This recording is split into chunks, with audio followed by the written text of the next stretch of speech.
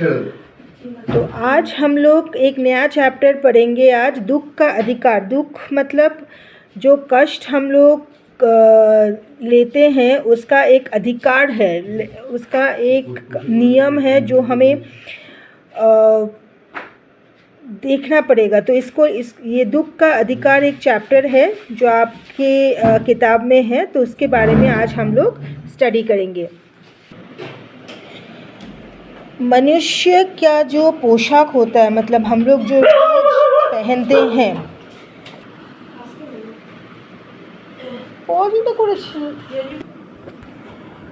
मनुष्य की जो पोशाक है, पोशाक मतलब जो कपड़े हम लोग रोज़ पहनते हैं, वो हमें विभिन्न जात के हिसाब से हमें गणित करते हैं। मतलब अगर हम लोग अच्छा कपड़े पहनते हैं, इसका मतलब है हम लोग बड़े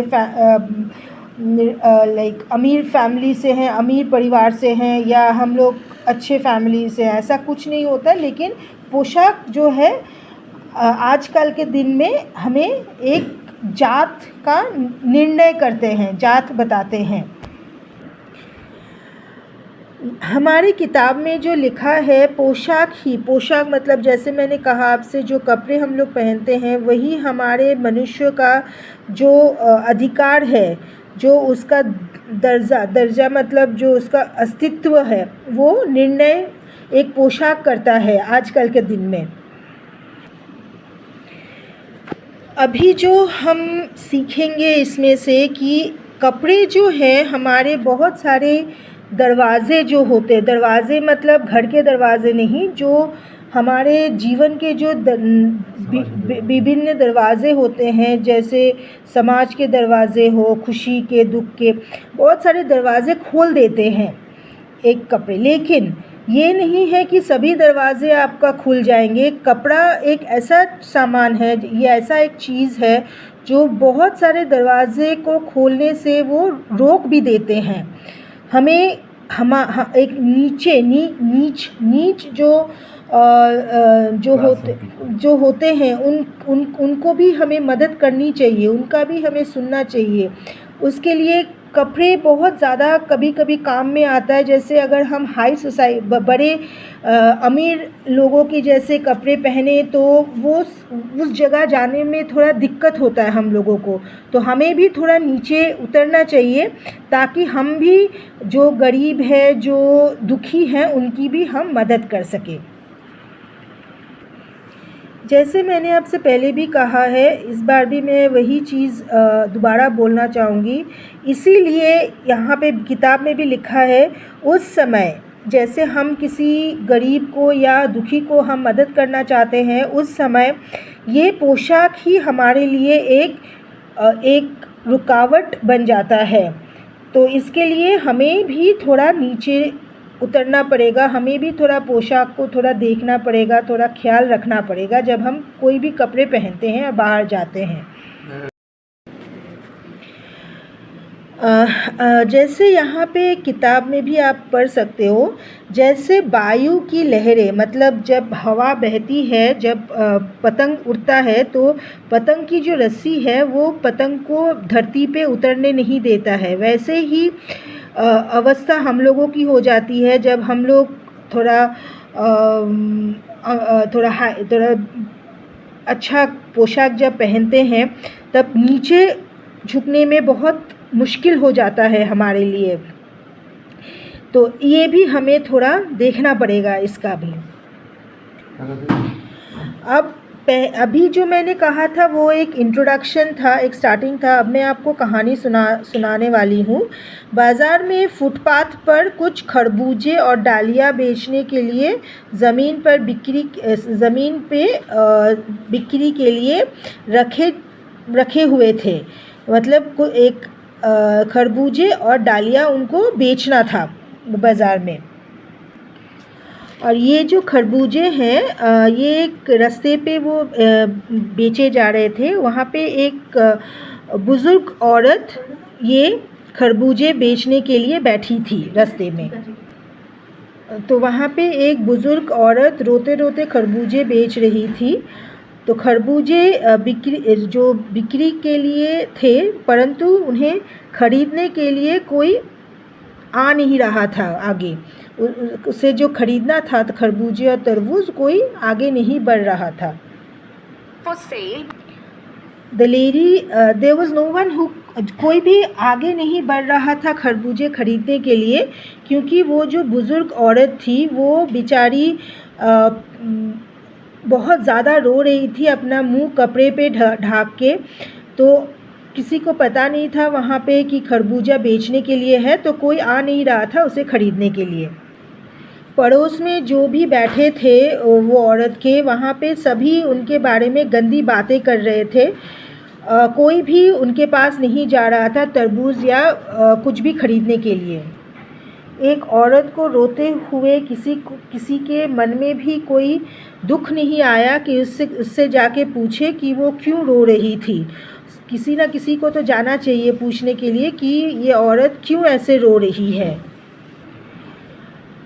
क्योंकि मैं थोड़ा अच्छी ड्रेस पहन के गई थी, अच्छे कपड़े पहन के गई थी, मेरा मन तो कर रहा था, जो ये कहानी लिख रही है वो बोल रही है कि उसका मन कर रहा था कि वो जाके औरत से पूछे कि वो क्यों रो रही है, लेकिन उसका जो ड्रेस है वो जैसे पहनी थी, उसको वो ड्रेस पहन के वो औरत के पास बैठ नहीं पा रही थी रास्ते पे, तो ये उसके लिए एक बड़ी मुश्किल आ गई थी।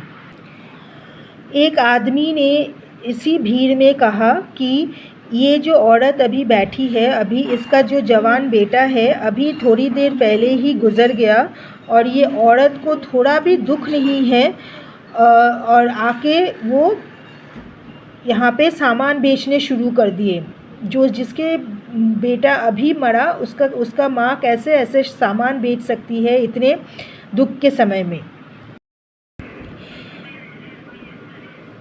यहाँ पे और एक आदमी अपना दाढ़ी जो है उसे खुजाते हुए कहने लगे कि अरे जैसी नीयत होती है अल्लाह भी वैसे ही बरकत देता है, मतलब जैसा आपका किस्मत है वैसा ही अल्लाह आपको आशीर्वाद देगा। तो हर कोई ना कोई उसके बारे में गलत ही बोल रहा था वहाँ पे।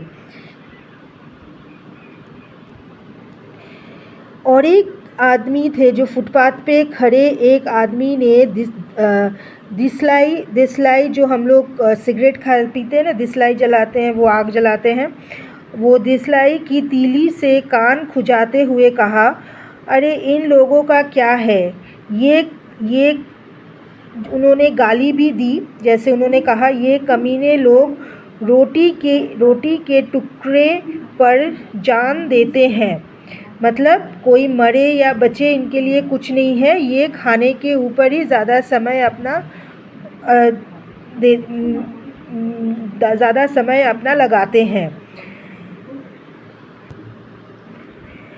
इनके लिए बेटा बेटी, जो भी स्त्री औरत, धर्म ईमान सभी रोटी का टुकड़ा है। इनके लिए जीवन मृत्यु कुछ नहीं है, ये सब ही रोटी का टुकड़ा होता है।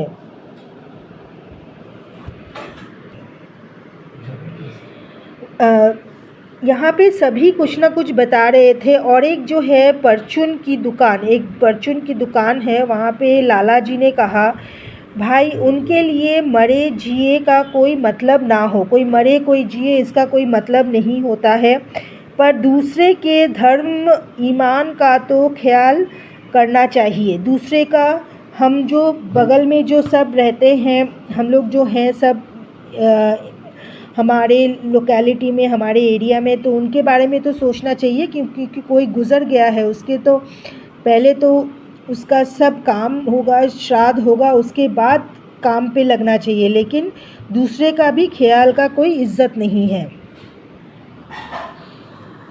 जो नियम होता है, जवान बेटे के मरने के बाद एक श्राद्ध होता है, एक काम होता है जो करना पड़ता है घर के लोगों को, तो और वह ये यहाँ सड़क पर सूतक ना करके यहाँ सड़क पर वो सामान बेचने शुरू कर दिया। अभी जो किताब में लिखा है, अभी 1000 आदमी आते जाते हैं, कोई क्या जानता है कि इसके घर में श्राद्ध है, क्योंकि वो खुद बाज़ार में बेच रही है सामान, तो किसी को पता नहीं चलेगा कि उसके घर में श्राद्ध है, बेटा मर गया है। कोई इसके यहाँ पे लोग बातें कर रहे हैं कि अगर ऐसे आदमी का कोई खरबूजा खा ले तो उसका ईमान, धर्म, उसका जो कर्म है, सब कुछ क्या होगा पता नहीं। तो मतलब कि उसका जो भी वो बेचने के लिए बैठी है उसके सामान को हाथ नहीं लगाना चाहिए।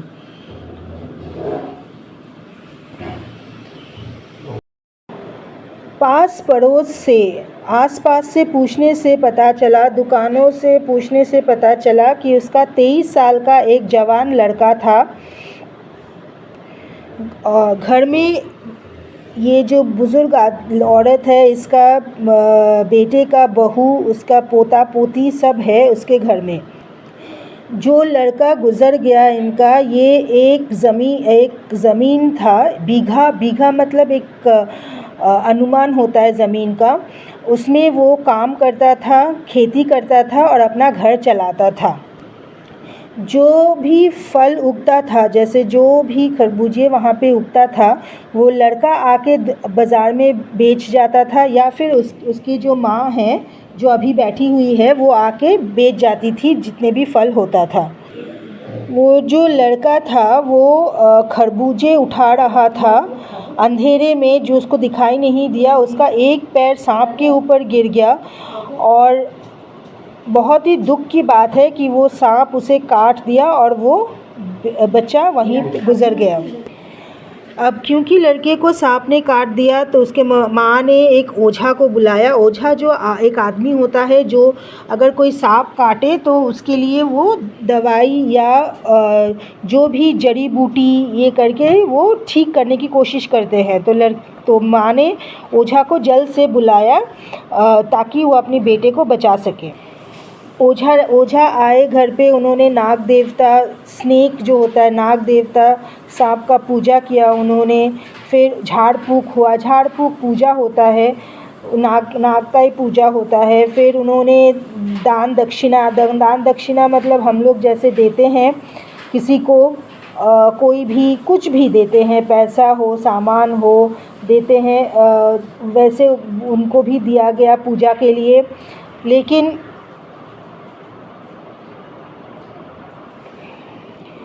पूजा में माँ ने अनाज आटा सब दिया, दक्षिणा में सभी उठ गया। बेटे के जो बहू थी, उनकी माँ, उनके बच्चे सब भगवान के नाम लेकर बहुत रोए, लेकिन भगवान ने जब उसको अपने पास बुला लिया तो उसे वापस उन्होंने नहीं किया। सांप ने ऐसा काटा कि पूरा बदन उसका काला पड़ गया। एक ज़िंदा आदमी को अगर कोई ज़िंदा आदमी नंगा घूमना चाहे बिना कपड़े का तो वो घूम सकता है, लेकिन हमारा भी कुछ नियम होता है। एक मुर्दे को कैसे हम लोग बिना कपड़े के उसका अंतिम संस्कार करें या उनका श्राद्ध करें। तो एक जो लड़का जो गुज़र गया उसको तो कपड़ा पहनाना ही होगा, तो माँ को बजाज से कपड़ा लेना ही था। तो इसीलिए उन्होंने अपने घर के सामान बेच दिए और यहाँ पे बाज़ार में बैठे कुछ पैसे के लिए, ताकि वो अपने बेटे के लिए कपड़ा ख़रीद सके। भगवाना जो लड़के का नाम था वो गुज़र गया, वो भगवान के पास पहुँच गया। घर में जो भी सामान था पड़ा हुआ सभी विदा करने में चला गया। बाप नहीं रहा तो क्या, लड़के सुबह उठते ही रोना शुरू कर दिया। दादी ने उन्हें खाने के लिए खरबूजे दे दिया, लेकिन बहू को क्या देती। अब दादी ने क्या किया, दादी ने अपने जो नातिन थी उनको खरबूजे खाने के लिए दे दिया, लेकिन बहू के लिए वो क्या लेके आती। बहू का भी बहुत ज़्यादा बुखार था, वो भी बुखार में कांप रही थी, तो उसके लिए भी तो उसे पैसा जुगाड़ करना था।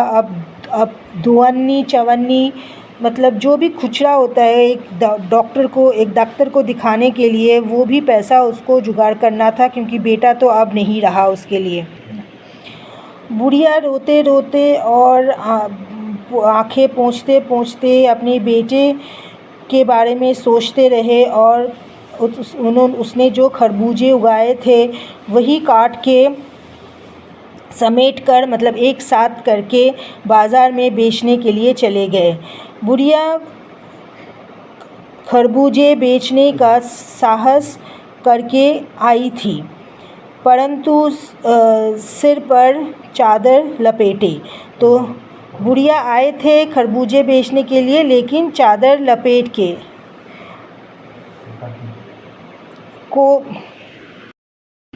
बुढ़िया खरबूजे बेचने के साहस में अपने चादर ओढ़ के आई थी। फुफक फुफक के बहुत रो रही थी, लेकिन उसने कोशिश की कि खरबूजे बेच के कुछ पैसा जुगाड़ हो तो अपनी बहू को डॉक्टर दिखाए। कल जिसका बेटा पहला दिन जिसका बेटा गुज़र गया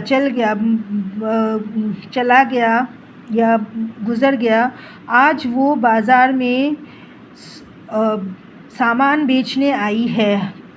दुनिया कितना नीचे चला गया है, पत्थर दिल हो गया इंसानों का कि कोई भी किसी के बारे में थोड़ा भी नहीं सोचते हैं। ये जो कहानी है इसके साथ और एक कहानी का एक याद आ रहा है लेखिका को, जिन्होंने ये जो उन्होंने जो कहानी लिखा है इसके बारे में। उस पुत्र वियोगिनी के दुख का अंदाज़ा लगाने के लिए पिछले साल अपने पड़ोस में पुत्र की मृत्यु से दुखी माता की बात सोचने लगा। तो उनको भी याद आ रहा था कि उनका जो पहले जो घर थे वहाँ पे भी पड़ोस में एक माताजी थे, उनको भी छोटा सा बच्चा था जो ऐसे ही छोटा बच्चे को उनका भी मृत्यु हो गया और उनके माँ के बारे में भी ये सोच रहे थे। वो औरत जिनके बच्चे गुज़र गए थे वो 15 मिनट बाद मुरझा जाती थी और आँखों से आंसू बहना रोक ही नहीं हो रहा था। दो डॉक्टर वो औरत को बार बार देखे जा रहा था क्योंकि उनका हालत बहुत ही ख़राब था। हर दम सिर पर बर्फ़ लगाया जा रहा था और शहर भर के लोग के मन उस पुत्र शोक से बहुत ही दुखी था, क्योंकि एक छोटा बच्चा गुज़र गया है, उसकी माँ भी बीमार है, तो सभी बहुत दुखी थे इस घटना से। जब मन में कोई सोच ना हो, जब सब कुछ बंद हो जाता है दिमाग मन, तो हम लोग जल्द से जल्द कोशिश करते हैं कि हम एक उचित अनुभव को प्रकाश करें, मतलब हम जल्द से जल्द वो जगह पहुँचे जहाँ हमें पहुँचना है। जब दिमाग मन सब कुछ बंद हो जाता है, उसी हालत में नाक ऊपर उठाए, मतलब उसी हालत में मुंह अपना ऊपर रख के राह चलते जो है ठोकर खाते हुए हम चले जा रहे थे। So in the same way, the writer was also इसके बारे में मैं जो किताब में लिखा है अंत में कि जब कोई दुखी होता है या जब मन में बहुत ज़्यादा दुख है, उसे प्रकाश करने के लिए हमें उसका अनुभव करना चाहिए, उसे लोगों को भी बताना चाहिए कि मैं कितना दुखी हूँ। लेकिन दुखी होने का भी एक अधिकार होता है जो हमें लोगों तक पहुँचाना चाहिए। तो हमें ये किताब बताती है।